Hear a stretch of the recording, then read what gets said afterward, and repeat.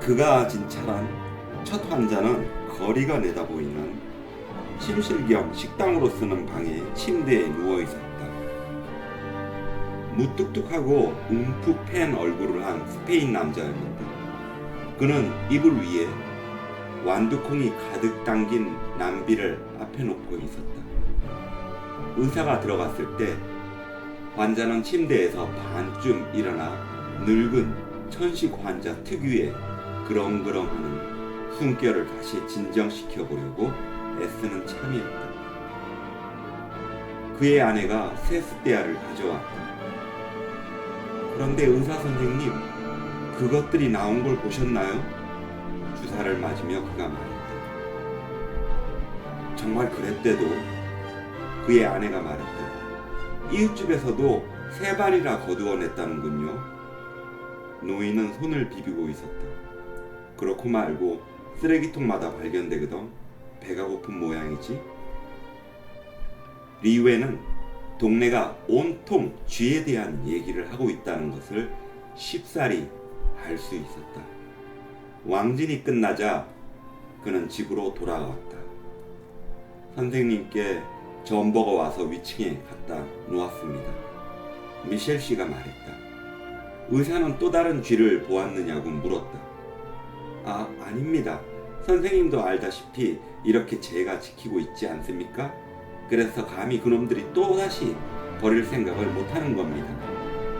수희가 대답했다.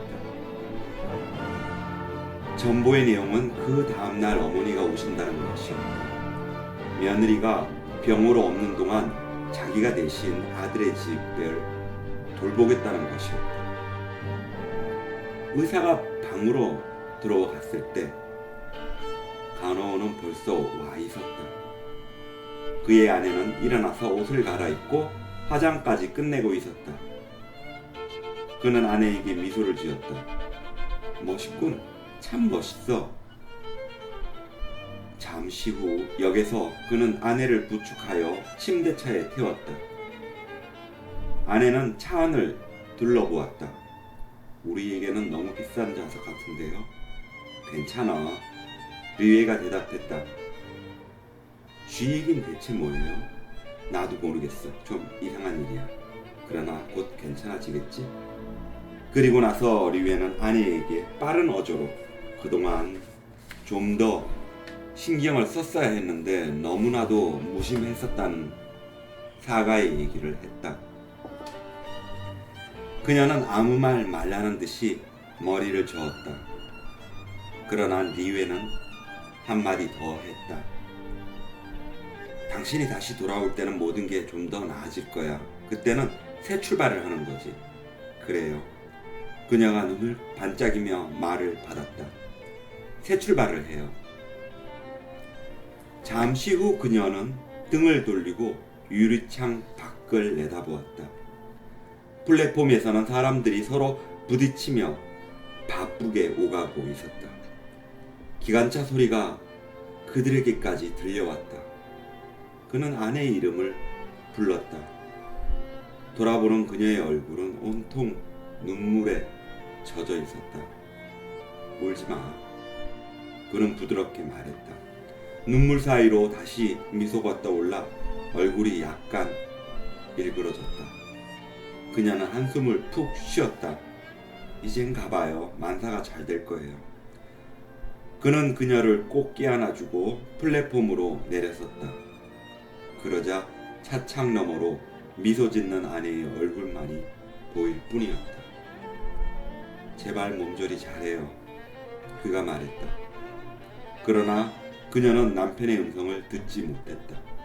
출구 근처에 있는 플랫폼에서 리웨는 어린 아들의 손을 잡고 오던 예심 판사 오통 씨와 마주쳤다. 의사는 그에게 여행을 떠나느냐고 물어보았다. 키가 크고 머리카락이 검은 오통 씨는 어떻게 보면 옛 사교계 인사 같기도 했고 또 어떻게 보면 장의사의 일꾼 같았는데 상냥한 목소리로 짧게 대답했다. 네, 본가에 인사를 하러 갔던 아내를 기다리고 있는 중이에요. 기관차가 기적을 울렸다. 쥐들이 판사가 말했다. 리웨는 기차가 가는 방향으로 몸을 움직였다가 출구 쪽으로 다시 돌아섰다. 네, 그건 별게 아닌 것 같습니다. 그가 말했다. 그의 머릿속에 남아있는 그때의 기억이란 단지 죽은 쥐가 가득 담긴 상자 하나가 팔에 끼고 가던 역직원의 모습에 보였다. 바로 그날 오후 리에가 진찰을 시작할 즈음 한 남자가 찾아왔는데 그 자신은 신문 기자이며 이미 아침에도 들렀었다고 말을 꺼냈다. 그는 레이몽 랑베르라는 사람이었다.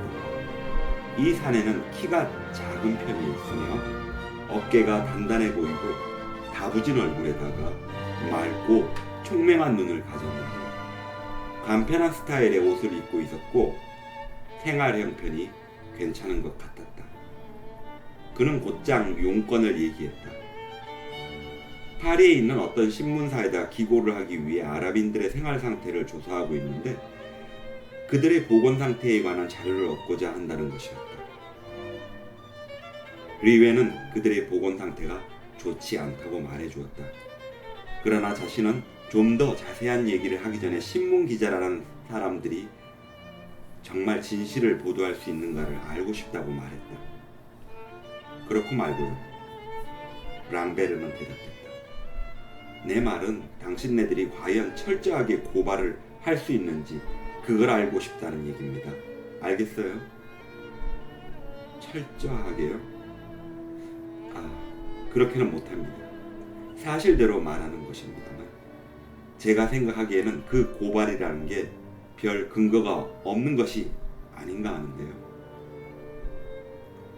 리웨는 부드러운 말투로 사실 그와 같은 고발이 근거가 없을지도 모르지만 그렇게 질문함으로써 다만 그가 거리낌 없이 증언할 수 있는지 아닌지를 알고자 했을 뿐이라고 설명했다. 나는 거짓 없는 얘기만을 받아들일 수 있습니다. 따라서 당신 말대로 철저하게 고발할 수 없다면 나 역시 내가 가지고 있는 자료를 제공할 수 없습니다. 꼭 냉혈 정치가 생쥐스트는 프랑스 혁명 때의 열광적인 호뱅당의 투사였습니다. 꼭 냉혈 정치가 생쥐스트 같은 말투군요. 신문기자가 미소를 지으며 말했다.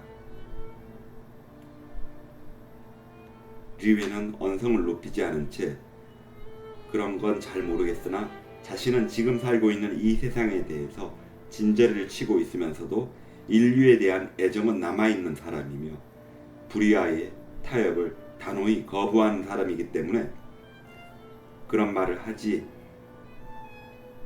하는 것이라고 응수했다. 랑베르는 목을 움츠린 채 의사를 물끄러미 쳐다보고 있었다. 무슨 말씀이신지 알아들은 것 같군요. 그가 마침내 일어서면서 말했다. 의사는 그를 문까지 바래다 주었다. 이해해 주신다니 감사합니다. 랑베르는 초조해지고 네, 그가 말했다. 잘 알겠습니다. 일하시는데 방해를 해서 죄송합니다. 의사는 그와 악수를 하면서 현재 이 도시에는 죽은 쥐들이 많이 발견되는데 이것이 기사거리가 될지도 모르겠다고 말했다. 랑베르가 외쳤다. 그거 흥미있는 일이군요. 오후 5시에 다시 왕진을 가려고 나오던 의사는 복도에서 젊고 육중한 덩치의 한 남자와 마주쳤는데 그의 얼굴은 혈색이 좋고 윤곽도 뚜렷한 데다 눈썹이 짙게 나 있었다. 리웨는 이따금 그 남자를 아파트 맨 2층에 살고 있는 스페인 댄서들의 집에서 만난 일이 있었다. 장타루는 자기 발 밑 계단 위에서 죽어가고 있는 쥐의 마지막 경련을 물끄러미 내려다보며 열심히 담배를 피우고 있었다. 그는 음울한 듯 하면서도 침착한 시선으로 의사에게 인사를 하고 나서 쥐들이 나타나는 예는 좀처럼 없었는데 이상한 일이라고 덧붙이는 것이었다. 그래요, 류에가 말했다. 모르긴 몰라도 꽤나 성가신 일이 될 겁니다. 어떤 의미에서는 의사 선생님, 단지 어떤 의미에서는 그럴지도 모르죠. 우리는 이제까지 이런 일을 한 번도 본 적이 없습니다. 그뿐입니다. 그러나 저는 이걸 흥미있는 일이라고 생각합니다. 그렇고 말고요. 아주 흥미가 있지요. 다루는 머리칼을 뒤로 넘기더니 다시 쥐를 바라보았는데 이제 쥐는 꼼짝도 하지 않았다. 다루는 리에에게 미소를 지으면서 말했다. 그러나 선생님, 요컨대 이런 일은 수희들이나 걱정할 문제지요. 바로 그 순간 의사는 아파트 앞 현관벽에 등을 기대고 서 있는 수희를 발견했는데 보통 때는 항상 혈색이 좋던 얼굴이 피로에 지쳐 있었다. 네, 저도 알고 있습니다. 새로 또 발견됐다는 몸짓을 해보이는 리유에게 미셀 영감이 말했다. 이제 한 마리가 아니라 두세 마리씩 발견되는군요. 그렇지만 다른 아파트에서도 같은 일이 벌어지고 있어요. 그는 기가 질리고 근심스럽다는 표정을 지으면서 기계적인 동작으로 자기 목을 비벼댔다. 리웨는 그에게 건강은 어떠냐고 물었다. 물론 수위는 나쁘다고 말할 수는 없었다. 다만 그는 평소 때와는 다른 느낌이 들었다.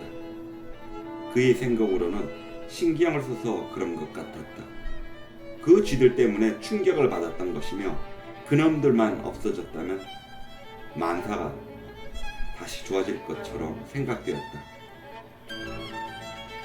그러나 그 다음 날인 4월 18일 역에 나가 어머니를 모시고 온 의사는 미셀 씨의 얼굴이 더욱 여인 것을 알 수 있었다. 지하실에서부터 다락방까지 10마리 정도의 쥐들이 계단에 흩어져 있었다. 이웃집들의 쓰레기통마다 쥐들로 가득 찼다. 의사의 어머니는 그 소식을 듣고 별로 놀라는 기색도 없었다. 흔히 있는 일이야. 그녀는 은발의 머리에다가 검고 부드러운 눈을 가진 키가 작은 여자였다. 베르나르야, 너를 만나게 돼서 기쁘구나. 그녀가 말했다. 쥐 같은 것이 우리의 기쁨을 앗아가 버리진 못하겠지? 그는 그렇다고 대답했다. 정말 어머니와 함께 있으면 모든 일이 잘 풀릴 것 같았다. 그렇지만 류에는 시청의 쥐 박멸과에 전화를 걸었다. 과장과는 아는 사이였다. 과장은 쥐들이 밖으로 나와서 떼죽음을 하고 있다는 얘기를 들었는가? 메르시에 과장은 이들 쥐에 대해 이미 듣고 있었으며 부둣가에서 멀지 않은 그가 근무하는 건물에서만도 50마리 가량이나 발견되었다고 말했다. 그러면서도 그는 이 사실이 중대한 것인지 아닌지를 판단하지 못하고 있었다. 리웨는 자기로서도 어떤 결론을 내리지 못하고 있으나 아무래도 쥐 박멸과에서 손을 써야 할 것이라고 얘기했다.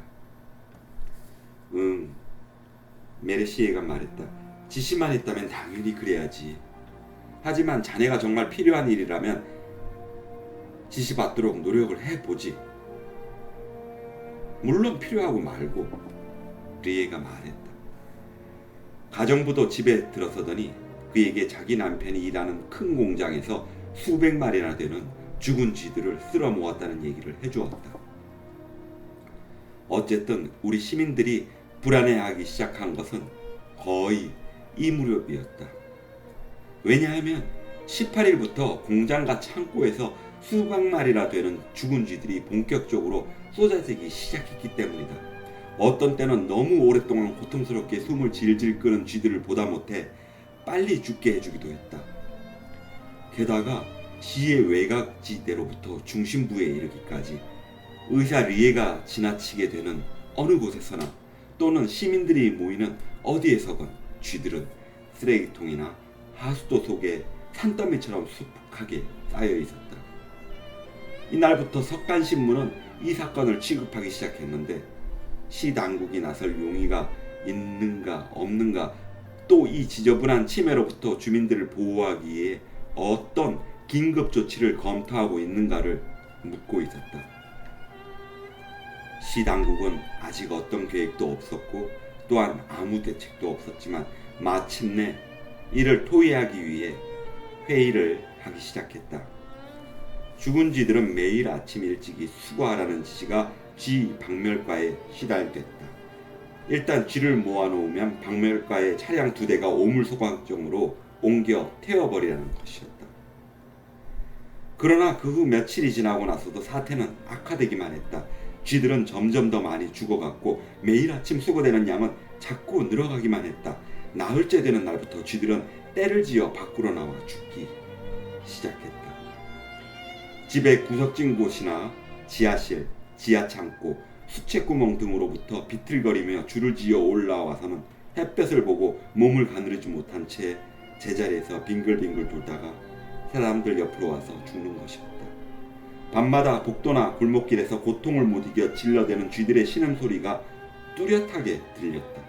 아침마다 외곽지대에서는 뾰족한 콧등에 온통 피를 묻힌 놈, 또는 살이 부어 올라 썩어가고 있는 놈, 몸이 굳어진 채 아직도 수염을 꼿꼿하게 세우고 개천에까지 나가 늘어져 있는 놈들을 흔히 볼 수 있었다. 시내에서조차 사람들은 층계 한가운데에서나 마당에 듬성듬성 쌓여있는 쥐 무더기야 맞닥뜨리기도 했다. 쥐들은 또한 관청의 홀, 학교 체육관, 어떤 경우에는 카페의 테라스로 기어나와 죽어가기도 했다. 시민들은 가장 왕래가 빈번한 시내 중심가에서까지 쥐들을 발견하고는 깜짝 놀랐다.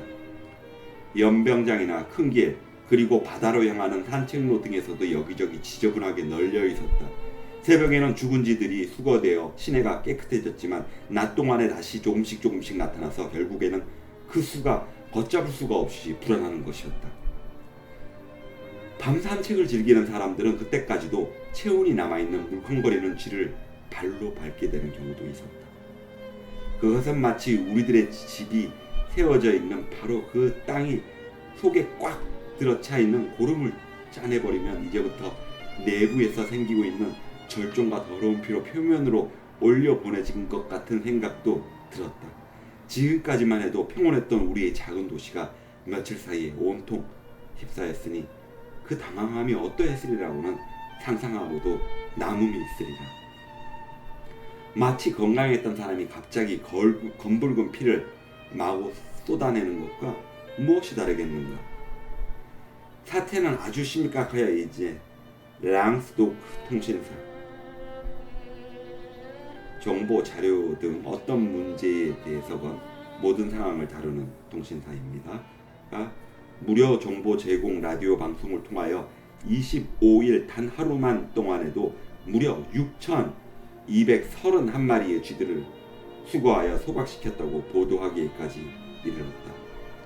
이 숫자는 시민들이 매일매일 목격하는 광경에 어떤 뚜렷한 의미를 부여하는 것으로서 더욱 혼란을 가중시켰다.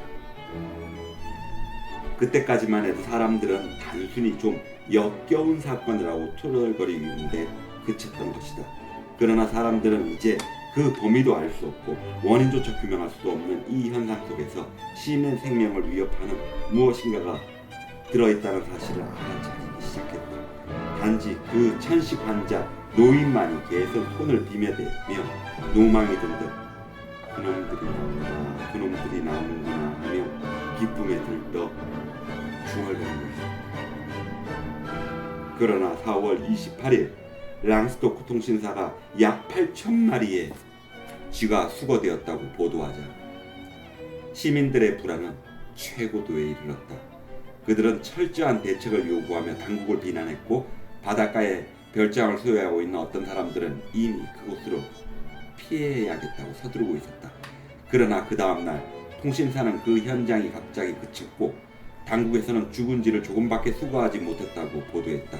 그제서야 모든 시민들은 비로소 한숨을 돌리게 된 듯 싶었다. 그러나 바로 그날 정호 의사 리웨는 아파트 앞에서 자기 차를 세우고 나서 저쪽 길 모퉁이에 수희를 보았다. 수희가 머리를 숙이고 팔다리를 휘철거리며 인형과도 같은 자세로 간신히 걸어오는 모습을 보았다. 그 늙은이는 어떤 신부의 팔을 잡고 있었는데 리웨는 그를 알아볼 수 있었다. 그는 리웨도 가끔 만난 적이 있던 박학다식하고 적극적인 예수회 소속의 파늘로 신부였는데 이 도시에서는 종교 문제에 무관심한 사람들조차도 그를 대단히 존경하고 있었다. 리웨는 그들이 오기를 기다리며 그대로 앉아 있었다. 미셸 영감은 눈을 반짝거리며 숨을 거칠게 몰아쉬고 있었다. 그는 몸이 별로 좋지 않은 것 같아 산책을 하러 나왔으나 목과 겨드랑이와 사타구니에 심한 통증이라는 것 같아서 하는 수 없이 발길을 돌려 파늘로 신부에게 도와달라는 부탁을 할 수밖에 없었다는 것이었다. 종기가 났나봐요. 참느라고 혼이 났습니다. 그가 말했다.